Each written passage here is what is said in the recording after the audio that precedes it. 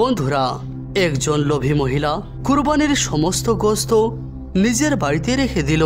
অর্থাৎ কুরবানির মাংস সে গরিব মিসকিনদের মধ্যে বিতরণ করল না। লোভে সে সমস্ত মাংসগুলি নিজের ফ্রিজে ভর্তি করে রাখল।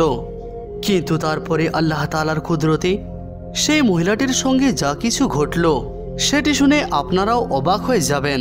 তাই আজকের এই ভিডিওটি অত্যন্ত গুরুত্বপূর্ণ হতে চলেছে। এই ঘটনাটির সম্বন্ধে বিস্তারিত জানার জন্য আজকের এই ভিডিওটি সম্পূর্ণ দেখুন। বন্ধুরা, ঈদুল আজহার দিনের সূর্য উদয় হয়েছিল।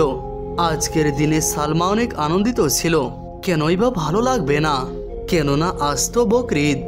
সালমা আব্দুল ভাইয়ের 8 বছরের কন্যা। সালমার বাবা যখনই ঈদুল আজহার নামাজ আদায় করে নিজের বাড়িতে আসলো, তো সালমা আনন্দিত হয়ে নিজের বাবাকে জিজ্ঞাসা করলো, বাবা, আজ তো ঈদুল আজহার দিন, আজ তো আমাদের বাড়িতে গোশত আসবে না? আবার পূর্বের বছরের মতো এবারও আমাদের বাড়িতে কেউ গোশত দিয়ে যাবে না?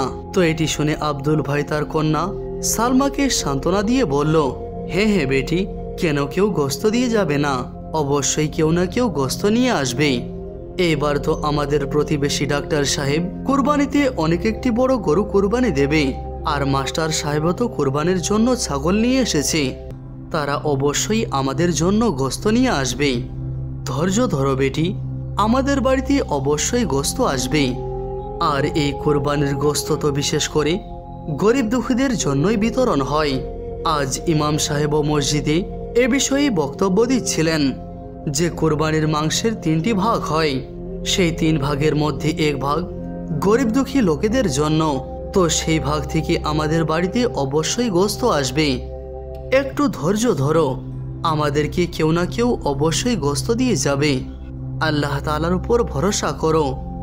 কিন্তু এমন করতে করতে দুপুর 12টা বেজে গেল, কিন্তু কেউই আব্দুল ভাইয়ের বাড়িতে গোশত দিতে আসলো না। সালমা আবারও জিজ্ঞাসা করলো, আব্বা জান, এখন তো 12টা বেজে গেল, কিন্তু এখন পর্যন্ত কেউই আমাদের বাড়িতে গোশত নিয়ে আসলো না। তো এবারও আব্দুল ভাই তার কন্যাকে সান্ত্বনা দিয়ে বলল, বেটি, একটু ধৈর্য ধরো। এখন তো হয়তো তারা সেটিকে 3 ভাগে বিভক্ত করছে। যখন তারা তাদের কাজ সম্পূর্ণ করবে, তো তারপরে তারা অবশ্যই আমাদের ভাগটুকুন আমাদের বাড়িতে পৌঁছে দেবে।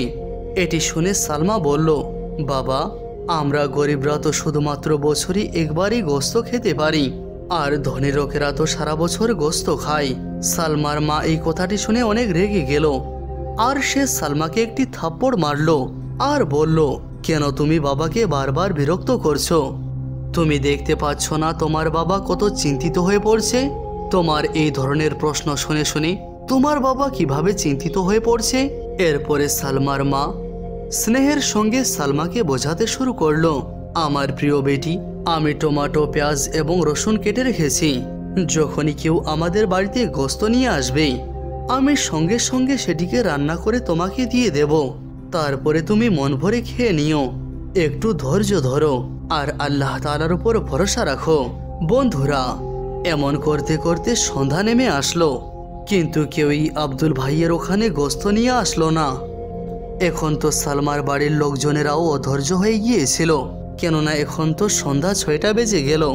এটি দেখে সালমা নিরাশ হয়ে তার বাবাকে বলতে লাগলো, বাবা, এখন তো 6টা বেজে গেছে, কিন্তু এখন পর্যন্ত কেউই আমাদের বাড়িতে গোশত নিয়ে আসলো না। মনে হচ্ছে পূর্বের বছরের মতো এবারও আমরা কুরবানির গোশত খেতে পারবো না। এতটুকুন বলার পরে সালমা অঝরনয়নে কান্না করতে শুরু করলো। সালমাকে দেখে তার বড় বোন এবং তার মাও কান্না করতে শুরু করলো। স্ত্রী, সন্তান, সন্ততিদেরকে কান্না করতে দেখে আব্দুল ভাইয়ের চোখেও অশ্রু চলে আসলো। তারপরে স্ত্রীর সন্তানদেরকে সান্ত্বনা দিয়ে আব্দুল ভাই বলতে লাগলো, হয়তো আমাদের প্রতিবেশী আমাদেরকে ভুলে গিয়েছে, তোমরা চিন্তা করো না, আমি এক্ষুনি গিয়ে তাদের কাছ থেকে গোশত চেয়ে নিয়ে আসছি। এরপরে আব্দুল ভাই নিজের বাড়ি থেকে বের হয়ে সোজাসুজি ডাক্তার সাহেবের বাড়ির দরজায় গিয়ে উপস্থিত হলো। বাইরে থেকে দরজায় আওয়াজ দিল, তো ভিতর থেকে ডাক্তার সাহেব দরজায় আসলো আর বলল, বলো কি হয়েছে? এটি শুনে আব্দুল ভাই বলল, ডাক্তার সাহেব, আমি আপনার প্রতিবেশী, আপনি তো অনেক বড় গরু কুরবানি করেছেন, আমাকে কি একটু কুরবানির গোশত দেবেন?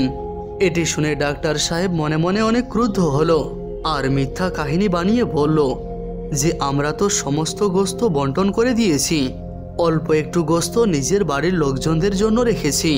এতটুকুন বলা মাত্রই ডাক্তার সাহেব তার বাড়ির দরজা বন্ধ করে দিল।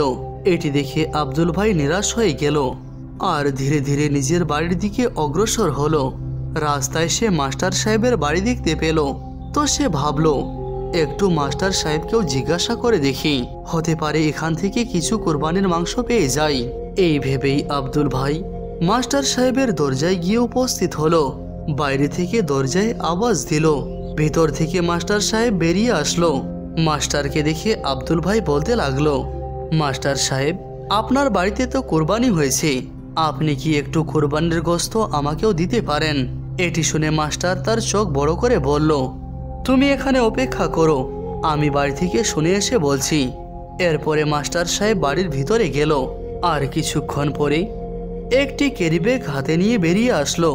সে সেই ক্যারিব্যাগটি আব্দুল ভাইয়ের হাতে দিয়ে দিল আর এমনভাবে দরজা বন্ধ করে বাড়ির ভিতরে চলে গেল যেন সে বাইরে বম নিক্ষেপ করে বাড়ির ভিতরে প্রবেশ করলো।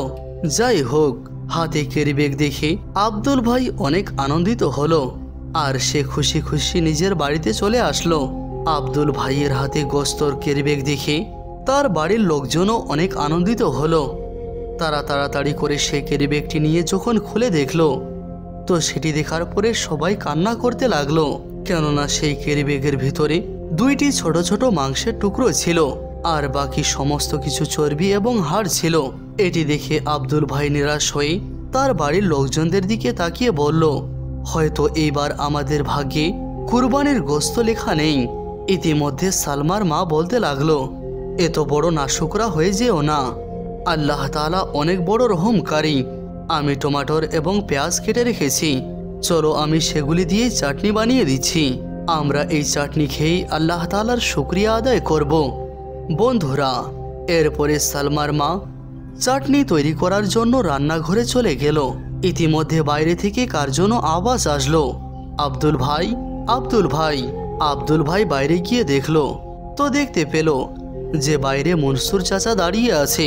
মনসুর চাচা বাজারে সবজি বিক্রি করে, তার হাতেও একটি অনেক বড় ক্যারিব্যাগ ছিল, তার ভিতরে 3 থেকে 4 কেজি গোস্ত ছিল। সে বলল, শহর থেকে আমার ছেলে এসেছে আর সে আমাদের জন্য অনেকগুলি গোস্ত নিয়ে এসেছে। আমরা এতগুলি গোস্ত খেতে পারবো না, এই জন্য প্রয়োজন অনুযায়ী গোস্ত আমরা আমাদের বাড়িতে রেখে দিয়েছি আর বাকি গোস্ত আমি আপনার জন্য নিয়ে এসেছি। আপনিও আপনার বাড়িতে গোস্ত রান্না করুন আর আনন্দের সঙ্গে বকরিদ পালন করুন। এতগুলি গোস্ত একসঙ্গে দেখে আব্দুল ভাইয়ের বাড়িতে খুশির জোয়ার চলে আসলো আর সবাই মনসুর চাচাকে অনেক দোয়া দিল আর আল্লাহ তাআলার শুকরিয়া আদায় করলো। এরপরে সালমার মা খুব শীঘ্রই গোস্ত রান্না করলো আর নিজের মেয়েদেরকে পেট ভরে গোস্ত খাওয়ালো। এরপরে আব্দুল ভাইয়ের বাড়ির লোকজনেরা গোস্ত খেয়ে আল্লাহ তাআলার শুকরিয়া আদায় করলো। এদিকে আপনারা আল্লাহ তাআলার কুদরত দেখুন। সেরাতেই একটি অনেক বড় তুফান আসলো আর সেরাতেই শহরের বৈদ্যুতিক সংযোগ ছিন্ন হয়ে গেল, জায়গায় জায়গায় লাইনের তার কেটে গেল আর কোথাও কোথাও আবার ইলেকট্রিক পোলগুলি উপড়ে পড়ল। এর ফলে আব্দুল ভাইয়ের শহরে 2 দিন ধরে বিদ্যুৎ আসলো না। তারপরের দিন আব্দুল ভাই দেখলো যে ডাক্তার সাহেব এবং মাস্টার সাহেব কুরবানির সমস্ত গোস্ত বাইরে ফেলে দিচ্ছে, কেননা বিদ্যুৎ না আসার ফলে তাদের ফ্রিজগুলি বন্ধ হয়ে গিয়েছিল। এই জন্য তাদের জমিয়ে রাখা সমস্ত গোস্তগুলি পচতে শুরু করেছিল। এর ফলে তাদেরকে সমস্ত গোস্তগুলি বাইরে ফেলে দিতে হয় আর সেই গোস্ত এখন কুকুর খাচ্ছে। এটি দেখে সালমা বলল, বাবা, কুরবানির গোস্ত কি কুকুরের খাবার জন্য জমিয়ে রাখা হয়? এটি শুনে ডাক্তার সাহেব এবং মাস্টার সাহেব অনেক লজ্জিত হলো। আল্লাহু আকবার। বন্ধুরা, স্মরণ রাখবেন, কুরবানি আল্লাহ তাআলার খুশির জন্য করা হয়ে থাকে, শুধুমাত্র মাংস খাবার উদ্দেশ্যে কুরবানি করা হয় না। কুরবানির মাংসের 3টি ভাগ হয়ে থাকে। এই 3 ভাগের মধ্যে প্রথম ভাগ গরিব এবং মিসকিনদের মধ্যে বিতরণ করতে হবে, দ্বিতীয় ভাগটি আপনার আত্মীয় স্বজন এবং পরিচিত লোকজনদের জন্য রাখুন আর তৃতীয় ভাগটি আপনি নিজের বাড়ির লোকজনদের জন্য রাখুন। এই জন্য আপনারা যখনই কুরবানি করবেন তো প্রথম ভাগটি তার পাওনাদারের কাছে অবশ্যই পৌঁছে দেবেন। যদি আপনার বাড়িতে মাংস অনেক হয়ে থাকে তাহলে সেগুলিকে ফ্রিজবন্দি করে না রেখে প্রয়োজনীয় লোকজনদেরকে খেতে দিন। আপনারা গরিব লোকজনদের দোয়া পাবেন। কোনো যদি গরিব বাড়ির বাচ্চা আপনার কোরবানির মাংস খায় তাহলে আপনি অনেক বড় সওয়াবের অধিকারী হবেন। এই জন্য কোরবানিতে কখনো নিজের গরিব প্রতিবেশীকে ভুলে যাবেন না। আশা করি আজকের এই ভিডিওটি আপনাদেরকে অবশ্যই ভালো লেগেছে। আজ এ পর্যন্তই, দেখা হবে পরবর্তী ভিডিওতে। ভিডিওটি দেখার জন্য শুকরিয়া।